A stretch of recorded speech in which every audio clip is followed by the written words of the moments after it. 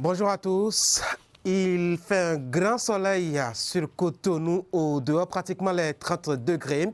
Et voici que je vous retrouve pour les informations de la mi-journée. Vous avez choisi Canal 3 Bénin pour vous informer. C'est le meilleur choix au Bénin. Voici les titres. Fin de claustration hier pour une partie des 114 personnes en isolement dans la commune de Grand Popo dans le cadre des précautions contre le coronavirus. Bonne nouvelle, aucun d'eux n'est porteur du germe qui embête actuellement la planète. Geoffroy Messan a recueilli leurs impressions que nous suivrons dans un instant. Ils ont été bien traités, nous apprendons.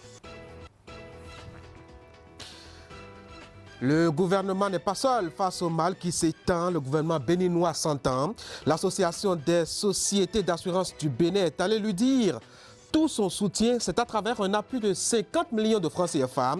Le chèque a été remis au ministère de la Santé. Nous reviendrons sur les détails dans ce journal. Politique pour changer un peu d'air et voici du soutien à celui qui reste le boss de la barque Cori. À l'heure actuelle, Paul Rumpé peut compter sur les membres de la coordination départementale OUEME des forces Cori pour un Bénin émergent pour continuer sa marche vers les élections communales et municipales. Ceux-ci ont fait une déclaration dont vous aurez la teneur vers la fin de ce journal. Encore une fois, merci beaucoup de choisir Canal 3 Bénin pour vous informer. Ils ont vécu 14 jours isolés du reste du monde. Il s'agit d'une cinquantaine des 114 individus retenus par l'équipe ou les équipes médicales de Grand Popo dans le département du Mono. C'est pour prévenir toute propagation du coronavirus sur le territoire par leur biais. La période de claustration arrivée à terme hier, ils ont été libérés avec cette bonne nouvelle qu'aucun d'eux de cette première vague-là n'est infecté. Un double soulagement. Donc voici le reportage de Geoffroy Messan et de Florent Dehou. C'est l'heure des dernières formalités à remplir avant de rentrer à la maison pour ces voyageurs. Ils sont en confinement depuis plus de 2 semaines. Ici à Agoué, à plus d'une centaine de kilomètres de Cotonou, au sud-ouest du Bénin, dans la commune de Grand Popo. Je vous libère au nom du préfet du département du Mono, président de la plateforme départementale de réduction des risques de catastrophes et d'adaptation au changement climatique. C'est vraiment un ouf de soulagement. Vous venez de faire l'expérience, vous avez suivi de par les chaînes la manière dont la maladie sévit, non seulement dans le monde entier, mais aussi au niveau de notre pays. Ces compagnons d'infortune viennent en effet de recevoir les résultats des prélèvements effectués sur eux pour connaître leur statut par rapport à l'infection au virus Covid-19. Et les résultats se sont avérés négatifs, d'où leur libération. C'est bien, on nous a bien gardés, on a mangé, nous sommes bien, on nous a bien gardés ici. Bon, c'était très difficile le début, qu'on reste ici 14 jours, mais le service était bon, heureusement, il y avait des télés, il y avait les gens qui étaient là à notre disposition, toutes gentilles. Cette vague de libération concerne au total 50 personnes, adultes et enfants, non infectés par le virus Covid-19, sur les 104 en quarantaine dans la commune de Grand Popo. Les résultats des autres sont attendus dans les jours à venir. Je rends grâce qu'aujourd'hui, moi-même ici, je sais que je suis en bonne santé. Et dorénavant, aujourd'hui, je peux affronter ma famille sans crainte. Et ça, je remercie l'État. Donc, on vous libère aujourd'hui parce qu'on a fait les tests. Vous êtes négatif. C'est une partie. Dans la soirée ou bien demain au plus grand tard, vous aurez des résultats pour les autres. Donc, il doit se patienter un peu. C'est très important. Je vous remercie sincèrement. Vous êtes désormais les ambassadeurs. Vous êtes maintenant chargés de sensibiliser toutes les personnes autour de vous par rapport au comportement à risque à éviter et surtout par rapport aux mesures à prendre pour éviter cette maladie. Cette première vague de voyageurs mis en confinement systématique dans la commune de Grand Popo, après leur entrée sur le territoire national, rentre en famille dans un état sain. Un statut qui n'est nullement synonyme d'immunité. De la santé. Voilà. C'était donc le point de ces personnes libérées, une bonne cinquantaine, qui étaient en cloisonnement à Grand Popo dans le département du Mono. On est bien en guerre, comme on l'a annoncé ailleurs, et le Bénin qui remplit son charge justement à cet effet. À ennemi spécial, coronavirus, arme spéciale, la chloroquine. Le Bénin s'en est procuré une bonne dose pour faire face à cet ennemi invisible qui apparemment n'est nullement intimidé par les autres armes, comme cordon sanitaire, lavage des mains ou port systématique de masques. L'importante quantité de médicaments commandés récemment est arrivée à Cotonou, accueillie comme il faut, avec une bonne garde des éléments de la centrale d'achat des médicaments essentiels. Ali Moumouni et Henri Ganté. Des responsables de la centrale d'achat de médicaments essentiels CAME au fret de l'aéroport international Cardinal Bernardin Ganty de Cotonou ce mercredi après-midi pour la réception d'un produit commandé par le gouvernement.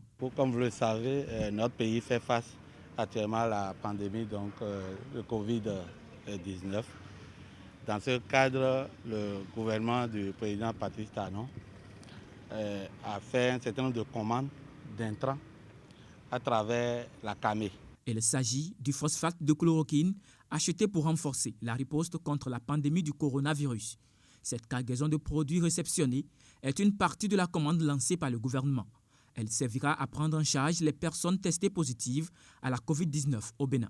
Et sur ce point, nos populations doivent être rassurées de ce qu'il y a un travail méthodique qui est en train d'être fait. Vous savez, personne ne s'attendait à une pandémie d'une telle envergure. C'est quelque chose qui demande beaucoup plus d'innovation aujourd'hui, qui demande beaucoup plus qu'on adapte les protocoles, qu'on adapte ces stratégies à notre contexte. Les produits qui sont arrivés aujourd'hui donnent la preuve également qu'il n'y a pas d'inquiétude à avoir en cas d'infection. Si on a été infecté, notre pays dispose aujourd'hui, et d'ailleurs depuis le début, de tout ce qu'il faut comme médicaments, en tout cas par rapport aux protocoles qui ont été validés dans notre pays et également dans d'autres pays, dispose de tout ce qu'il faut pour la prise en charge intégrale des malades. Et ces commandes qui viennent en surprise pour nous conforter totalement. Et il y a d'autres qui sont en cours d'acheminement et qui vont encore arriver dans les prochains jours. Donc je voudrais passer ce message d'assurance pour que nous ne paniquons pas. Nous avons de quoi, le gouvernement a aujourd'hui, le ministre de la Santé, avec toute l'équipe qui travaille avec eux, on a de quoi aujourd'hui faire face à cette pandémie au cas où il y aurait d'autres cas supplémentaires d'infection, ce que nous ne souhaitons pas. C'est pourquoi nous insistons sur les mesures barrières. Si le Bénin est aujourd'hui à 26 cas de personnes contaminées, il faut souligner que 5 sont déjà guéris et ces nouveaux produits contribueront sans doute à rétablir davantage les personnes infectées. Le gouvernement du Bénin ne sera pas seul dans la lutte face à cette pandémie. Il y a l'association des sociétés d'assurance du Bénin qui est allée lui dire tout son soutien et le dire, selon elle, c'est ouvrir le chéquier. Ça fait 50 millions de francs CFA cash au gouvernement pour les besoins éventuels. La remise symbolique des sous a eu lieu hier au ministère de la Santé. Clément Achadé. C'est bon. Pour jouer sa partition dans la lutte contre la Covid-19 au Bénin, le bureau exécutif de l'Association des sociétés d'assurance du Bénin apporte son soutien financier au ministère de la Santé. Un chèque de 50 millions de francs CFA comme geste de solidarité est remis aux autorités pour la lutte contre le redoutable ennemi actuel du monde, le coronavirus. Merci beaucoup, merci pour le geste. Merci beaucoup. À travers cette cérémonie sobre qui symbolise la sensibilité de l'association aux efforts de l'exécutif, les responsables des maisons d'assurance du Bénin se veulent formels. Nous sommes porteurs d'un chèque d'un montant de francs CFA 50 millions de la part de notre association, de ces structures satellites, le pôle véhicules en transit, le Bureau national de la carte brune CEDEAO, et du Fonds de garantie automobile du Bénin. Nous vous prions de noter le caractère symbolique de notre geste au regard de l'immensité des conséquences économiques et financières qu'engendre cette pandémie, et c'est aussi la manifestation de la responsabilité sociétale des entreprises d'assurance du Bénin. À l'occasion, les membres du bureau exécutif de l'Association des sociétés d'assurance du Bénin ont salué la détermination du gouvernement sous le leadership de Patrice Talon face à la pandémie. Pour le représentant du ministre de la Santé, le geste vient à point nommé. Je me réjouis de votre geste de solidarité à l'endroit du ministère de la Santé, du gouvernement et du peuple béninois tout entier. Au nom du ministre de la Santé empêché, je salue cette assistance de l'Association des sociétés d'assurance du Bénin qui, ma foi, est salutaire et vient appuyer les efforts du gouvernement dans le cadre de la lutte contre cette pandémie. Je voudrais aussi vous rassurer que les fonds mis à la disposition du ministère de la Santé pour la lutte contre la COVID-19 seront versés dans le compte ouvert à cet effet par le gouvernement.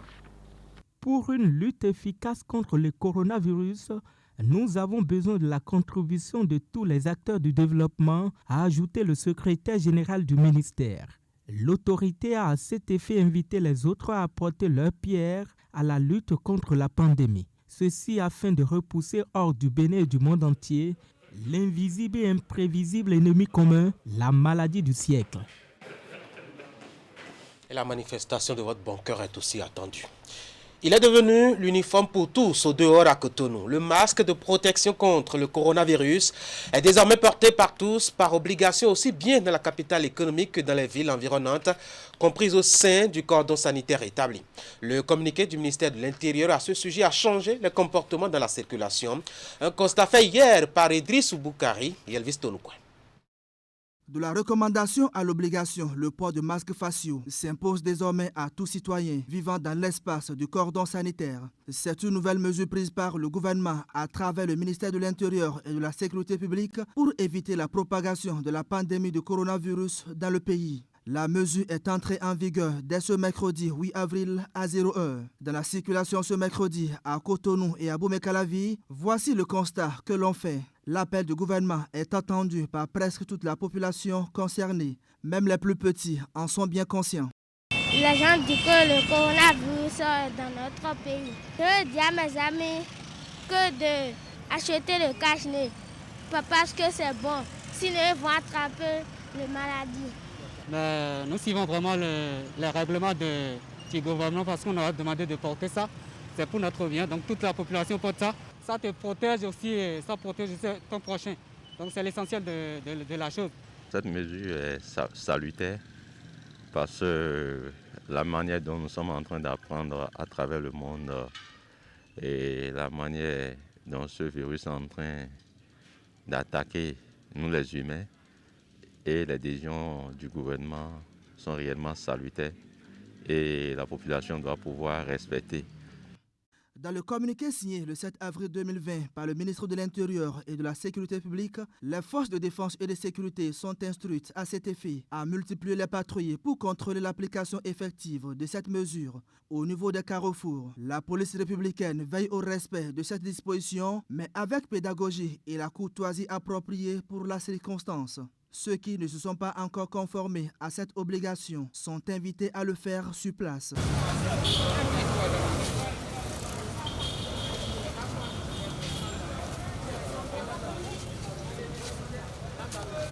Au Centre national hospitalier et universitaire Hubert Koutoumaga de Cotonou, l'entrée est subordonnée au port de masques de protection. Le centre avait déjà anticipé sur cette mesure du gouvernement avec d'autres dispositions pour protéger aussi bien le personnel de la santé que les usagers du CNHU. Lorsque vous portez le masque en venant au CNHU, d'abord vous protégez les autres. Parce que lorsque vous avez mis un masque, tout ce que vous dites, si vous crachez éventuellement, vous êtes malade et que en parlant, vous rejetez des virus, vous les emprisonnez dans votre masque. Donc vous protégez d'abord les autres.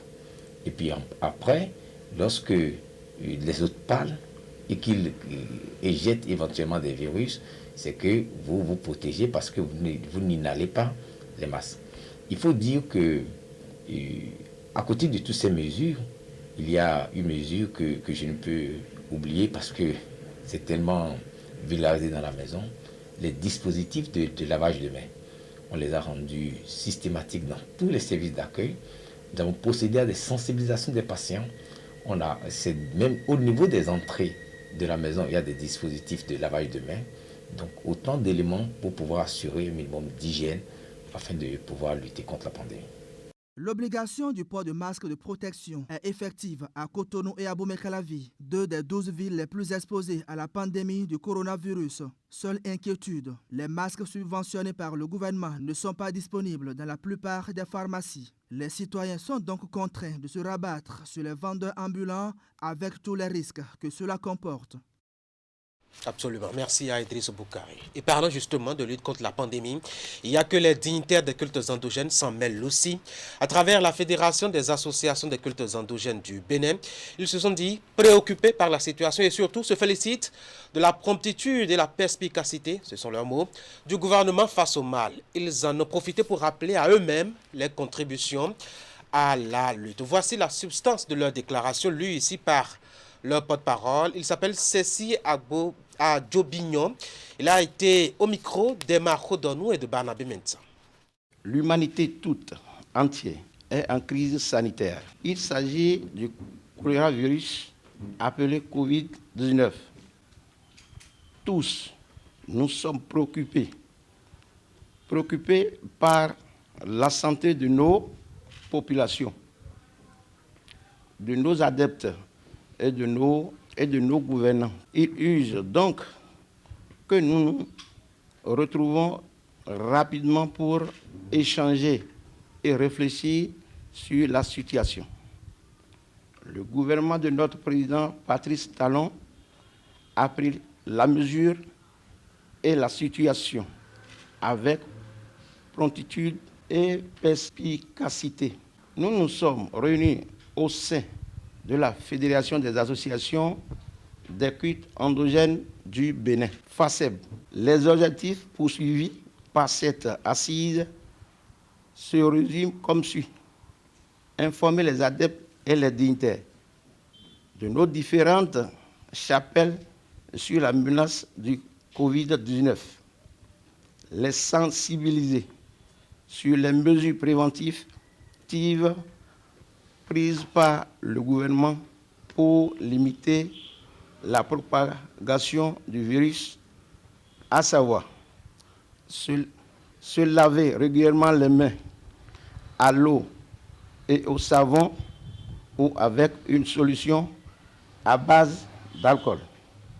Respecter le cordon sanitaire exigé par le gouvernement. Éviter de cracher et de se moucher sur le sol. En cas de maladie, se couvrir la bouche et le nez avec un masque médical et se signaler aux autorités. Demander au gouvernement d'associer nos pratiques endogènes à cette lutte qui est avant tout une lutte spirituelle. Chaque association de la fédération a pris alors des engagements fermes pour limiter la propagation, afin de garantir aux adeptes la paix, la santé et la tranquillité. Ainsi, nous invitons les autorités à divers niveaux d'impliquer leurs dignitaires de nos cultes pour une maîtrise rapide à la situation. La FACEB a rassuré les uns et les autres que le gouvernement béninois poursuivra ses efforts afin de sauver la vie de ces populations. Voilà, pour ce qui est donc de la contribution des dignitaires des cultes endogènes du Mono et de l'Ouémé et du Plateau à cette lutte. Justement, dans cette dynamique-là de mobilisation des différentes couches, il y a la plateforme départementale Mono de réduction des risques de catastrophes et d'adaptation au changement climatique qui s'est réunie mardi. Elle a voulu à l'occasion réfléchir aux solutions pour une meilleure lutte contre la pandémie du coronavirus dans le département. On retrouve Geoffroy Vincent et Florent Dou. La plateforme départementale Mono de réduction des risques de catastrophes et d'adaptation au changement climatique est ici en séance de travail. Convoquée par le préfet, cette réunion intervient en pleine période de crise sanitaire liée à la pandémie du Covid-19. Elle a été élargie aux maires et aux chefs d'unité de la police républicaine du département. En initiant cette séance de travail, j'ai voulu faire l'état des lieux avec les maires pour voir ce qu'ils ont pu faire. Comment est-ce que chacun d'eux mène les actions au niveau de sa commune pour empêcher la propagation de ce virus. Cette séance de travail a permis aux maires ou à leurs représentants de plancher sur les mesures prises pour sensibiliser les populations, l'application des directives du gouvernement et les difficultés rencontrées sur le terrain. Nous avons préconisé que l'autorité préfectorale puisse nous appuyer en matière de forces de sécurité pour un temps soit peu sécuriser ces différents trous qui sont pratiquement nombreux sur le territoire de la commune d'Atimé. Les différents chefs d'unité de la police républicaine ont aussi planché. Les différents arrêtés préfectoraux devant faciliter la tâche aux maires ainsi qu'à eux dans l'accomplissement de leur mission ont été rappelés. Les dispositions sont suivamment en train d'être prises au niveau de tout le département du Mono, surtout ces entrées frauduleuses, ces entrées perméables. Nous sommes en train, malgré notre maigre effectif, en train d'accentuer les patrouilles à ces points, à ces différents points. Une communication sur le Covid-19, les moyens de transmission, l'état des lieux des recherches de remèdes a été présenté durant la séance. Il a été ainsi abordé la question de l'utilisation des masques. C'est vrai que jusque-là, on était très réservé par rapport à l'utilisation des masques en tissu dont on n'est pas vraiment sûr de l'efficacité. Mais face à cette pénurie mondiale, c'est l'alternative qui nous reste et il vaut mieux ce masque que rien du tout. Et le but du masque, nous le savons, c'est que celui qui porte ce masque protège ceux qui l'entourent des gouttelettes de salive qu'il émet. Donc si chacun protège l'autre et tout le monde est porteur de masque, forcément la propagation du virus est réduite. Un appel à la fourniture de matériel de protection, tels que les gants et les masques, aux agents de la police républicaine a été lancé. Et à la fin de cette séance, les membres de la plateforme sont revenus sur un fait. Les allées et venues de part et d'autre du cordon sanitaire et des barrières frontalières instaurées dans le cadre de la lutte contre le coronavirus compliquent un peu la tâche à ceux qui veillent à leur imperméabilité à cause notamment des activités économiques. Là-dessus, la plateforme veut continuer à sensibiliser en attendant de passer à la répression. Voici la substance du message. Par rapport à ceux qui font encore les va-et-vient, c'est vrai que c'est un peu complexe parce qu'il y a des Béninois qui ont leur champ au Togo, sur le territoire togolais. Il y a des Togolais qui ont leur champ sur le territoire béninois. Mais là, nous sommes en train de sensibiliser toujours les gens pour que chacun reste chez soi en attendant cette crise-là. Ce soir, nous avons interpellé des gens, mais là, des Togolais qui sont venus sur notre territoire. Des dispositions sont en train d'être prises pour qu'au moment de pointe, des équipes de patrouille soient là pour les refouler systématiquement. Les Béninois qui sont encore de l'autre côté, je voulais dire au Togo, sont sensibilisés à prendre par la frontière officielle d'Ilakodi. Sinon, des mesures répressives seront prises à leur encontre à partir de maintenant. Voilà. Et si, mesdames et messieurs, on changeait un peu d'air en ouvrant le dossier politique de cette session de l'information de la mi-journée. La première actualité qui nous tombe sous la main, c'est la célébration des 4 ans de Patrice Talon à la tête du Bénin. Une nouvelle façon de gérer, à propos de laquelle Canal 3 a voulu prendre l'appréciation de certains Béninois. Et puisque nous étions précédemment à Lokossa, l'équipe sur place, là-bas en permanence, a interrogé quelques citoyens. Voici la récolte de Geoffroy Messin et de Florent Dou. Suite à la présentation de son PAG, beaucoup pensaient que c'était impossible. Beaucoup pensaient que c'était un rêve. Mais l'homme, en sa qualité de finesse, savait là où il allait. C'est normal qu'aujourd'hui, 4 ans, nous voyons les effets de ces actions. Quand nous prenons le système éducatif aujourd'hui. Il y a beaucoup de réformes. Beaucoup de choses ont bougé, ont évolué. Vous n'êtes pas sans savoir que nous avons passé 9 mois sans grève. Une année, toute une année scolaire sans les grèves. C'est vraiment louable. Et quand je prends les cantines scolaires, aujourd'hui, ça s'est multiplié. Si nous prenons le système partisan, nous sommes dans la fièvre des élections communales. Nous avons déjà fait une première expérience. Tout se dessine et même ceux qui n'y croyaient pas sont en train de voir que le visage politique est plus clairsemé et plus concis. Dans le domaine économique, il est vrai, on a senti une morosité au début, mais tout reprend déjà parce qu'on a assaini le cadre. La citoyenneté a repris. Le Béninois sait qu'il faut payer son impôt. L'opérateur économique sait qu'il doit être un peu sincère dans ses déclarations. Vous pouvez quand même constater que tout le pays est en chantier. Plusieurs infrastructures routières sont réalisées, d'autres sont en cours de réalisation. Le projet H, qui est déjà dans sa phase pilote, les cantines scolaires qui ont été renforcées et plus élargies, la suppression, la fermeture des centres de santé illégaux. J'estime que l'attente de la population n'est pas comblée. Elle n'est pas comblée tout simplement parce que le côté social est négligé par le président de la République. C'est vrai, il y a l'asphaltage qui se fait, il embellit les villes.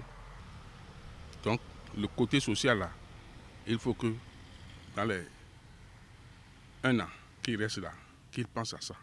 Quand on parle de la promotion des jeunes, en dehors du gouvernement où on peut compter certains jeunes comme ministres, vous prenez nos différents services dans les différents ministères, vous allez voir plusieurs jeunes nommés. Parlant de la santé, vous voyez les réformes aujourd'hui. Vous allez dans les centres de santé, il n'y a plus de grève. Je voudrais demander au président Talon, humblement je le lui demande, qu'il vraiment pense aux fonctionnaires de l'État en améliorant le taux indiciaire.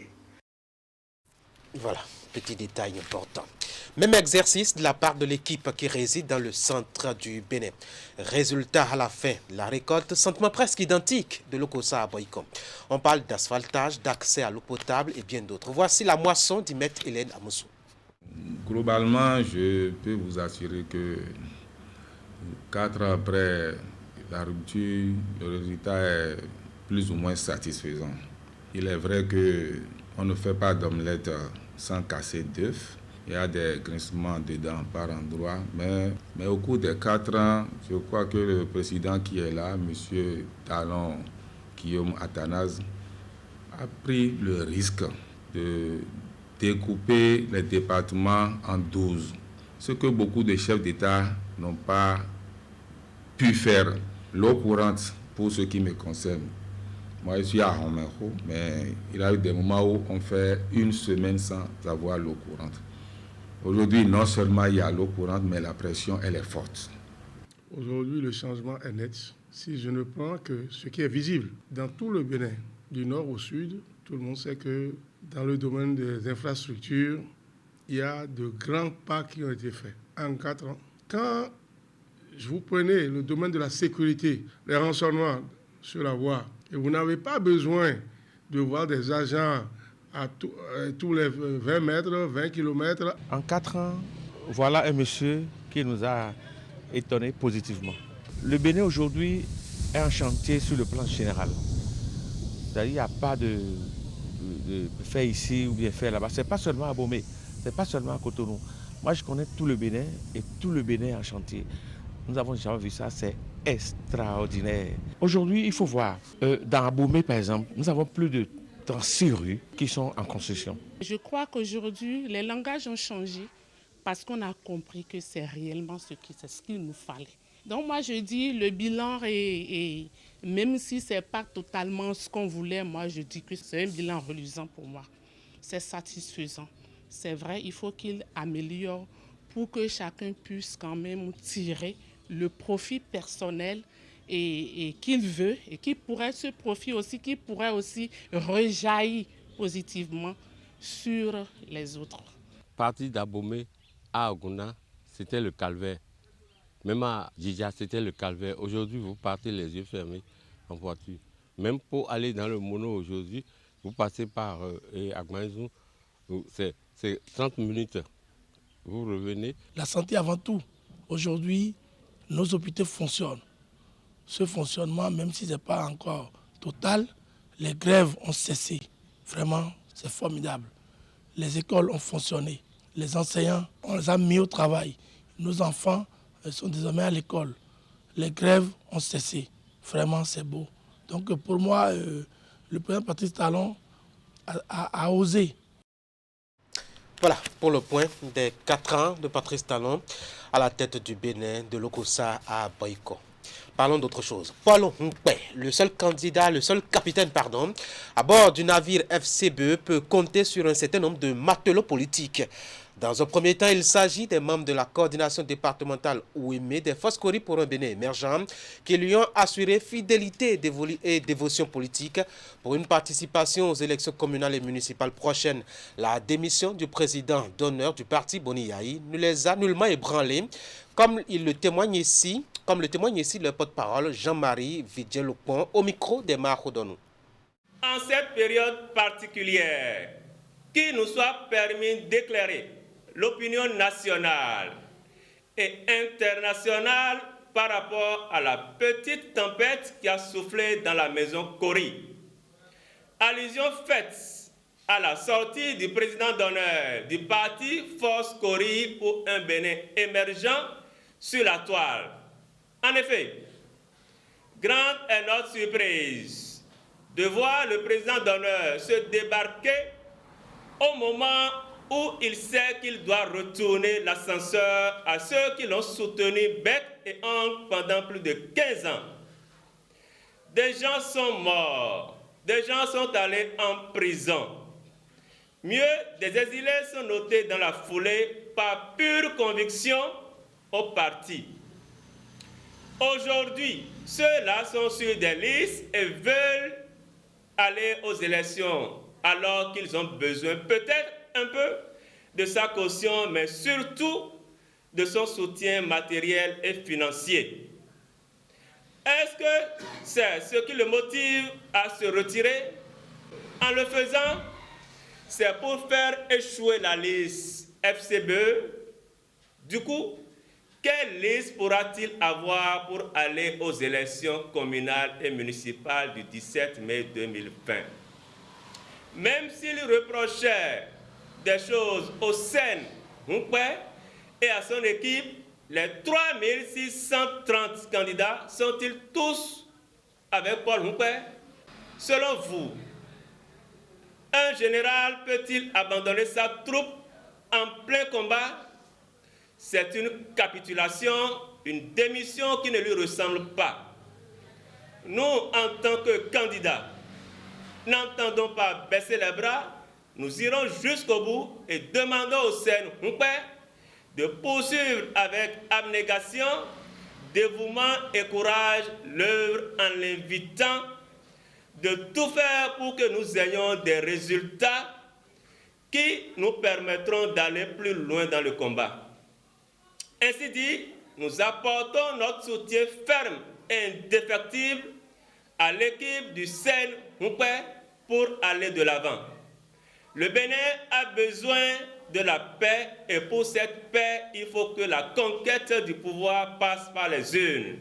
La 19e et la 20e circonscription électorale n'accompagnent pas le président d'honneur dans une quelconque intention de boycott des élections à venir.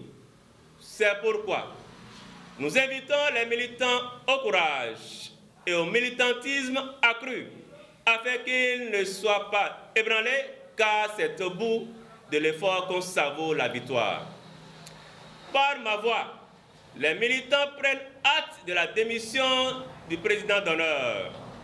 Une fois encore, nous sommes relancés plus que jamais pour d'autres victoires plus éclatantes. Vive la démocratie, vive le Bénin debout, je vous remercie. Voilà, il n'y a pas que ceux de l'OME qui seront à la tâche. En deuxième position, la jeunesse militante FCBE Atlantique Littoral a promis, elle aussi, la vigueur des forces de ses bras politiques. Promesse faite au détour d'un point de presse tenu hier à Cotonou. Voici un extrait. Nous n'allons pas jouer à l'hypocrisie comme certaines personnes et faire semblant de pleurer le départ de notre président d'honneur. La jeunesse militante du parti FCBE vient par cette déclaration se désolidariser complètement de ces vautours et sanctions qui pensent qu'il faut dépouiller complètement le président d'honneur et ne jamais essayer de se prendre en charge. Le président d'honneur nous demande aujourd'hui d'être responsable. Quoi de plus normal pour des enfants consciencieux? Ce n'est en réalité que l'ordre normal des choses. Quand l'enfant grandit, il prend son indépendance pour faire la fierté de son papa. Nous sommes face à cette réalité. Il nous faut juste prendre acte de la décision du PH et resserrer les rangs autour du Sen Paul Humpé et autres pour assurer notre avenir politique. Nous avons la chance que ces derniers ont eu vision d'anticipation et ont commencé très tôt à démontrer qu'ils peuvent garder et faire prospérer la maison. Pourquoi alors tergiverser? Nous sommes à la veille des élections communales. Et si le PH hésite de nous laisser continuer son œuvre, c'est parce qu'il attend de nous de prouver que nous pouvons tenir. À nous de mériter cette charge. À nous de nous mobiliser davantage derrière la FCBE, seul parti de l'opposition pour les prochaines élections communales, afin de faire barrage au bébé siamois de Patrice Talon et ses partenaires politiques. Militantes, militants FCBE, chaque génération doit assurer sa mission. Notre heure a sonné. Nous n'avons pas le droit de trahir notre mission qu'est de pérenniser l'héritage FCBE. Je dis, tous derrière Paul Humpé, en avant pour les prochaines victoires. Nous ne saurions terminer sans rappeler que le monde entier traverse des moments difficiles et sensibles dus à la crise sanitaire. Le Covid-19 décime des milliers de vies à travers la planète, mettant tous les pays et l'économie mondiale dans une situation très critique. Le parti FCBE, notre parti, prend la mesure de la situation, dit ses compassions aux familles éplorées, du courage à toutes les personnes touchées et invite tous les concitoyens à l'observance stricte des règles de prévention pour lutter contre la propagation de la pandémie.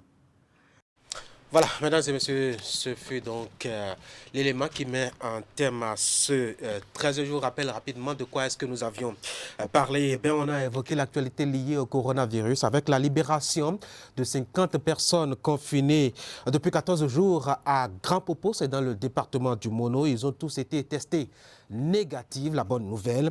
On a aussi parlé de cette réception d'un important lot de chloroquine, d'une importante quantité de chloroquine. Le Bénin qui s'arme ainsi pour lutter contre justement la pandémie. On a évoqué l'actualité des 4 ans de gestion de Patrice Talon à la tête du Bénin. Satisfaction de l'Okosa à Boycon, vous avez suivi certainement les éléments. Et puis on a abordé le dossier politique pour finir cette édition. On a parlé de ces éléments des forces pour un Bénin émergent qui apportent leur soutien au Sen, le secrétaire exécutif national en place, Paul Humpé. Ce sont les éléments de l'OME et notamment de l'Atlantique et du littoral. Mesdames et messieurs, c'est donc la fin de ce 13h. Merci d'avoir été là. Ce fut un plaisir de vous l'avoir présenté. Je dois dire bon appétit à tous ceux qui nous ont suivis. Bon après-midi. L'information, ça continue sur Canal 3 Bénin à 16h, à 19h30 et à 22h30. Moi, je vous retrouve avec le même plaisir demain à partir de 13h.